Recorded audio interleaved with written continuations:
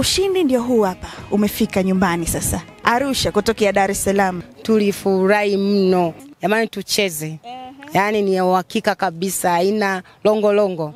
PMBet ni yenyewe. Ni www.pmbet.co.tz.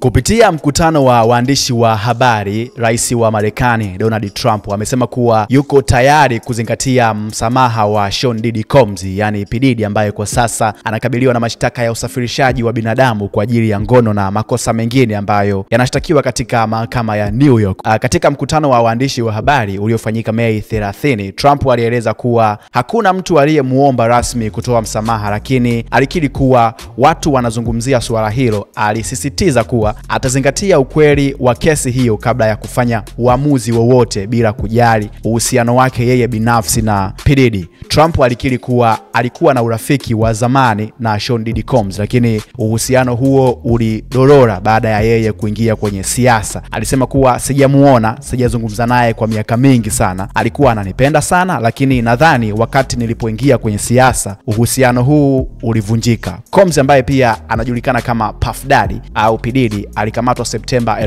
2024 na amekuwa kizuizini bila dhamana tangu wakati huo. Anakabiliwa na mashtaka ya usafirishaji wa binadamu kwa ajili ya ngono, njama ya uhalifu yani RICO, na usafirishaji kwa ajili ya ukahaba. Mashahidi kadhaa wameeleza kuwa Combs aliwalazimisha wanawake kushiriki katika matukio ya ngono yenye matumizi ya dawa za kulevya, huku wengine wakidai walibakwa na kutendewa vibaya kimwili. Combs amekana mashtaka yote, ingawa timu yake ya utetezi imekiri kuwa alikuwa na tabia ya vurugu katika baadhi ya mahusiano ya kimapenzi. Trump alisisitiza kuwa msamaha wowote utazingatia haki na ukweli wa kesi hiyo bila kuathiri na uhusiano wa kibinafsi au maoni ya kisiasa. Alisema hivyo Trump: ikiwa nadhani mtu aliyetendewa isivyo haki, iwe wananipenda au hawanipendi, hilo halitaathiri uamuzi wangu. Kwa sasa hakuna ombi rasmi la msamaha uliowasilishwa kwa Rais Donald Trump, lakini mjadala kuhusu uwezekano wa msamaha huo unaendelea miongoni mwa watu wa karibu na Combs.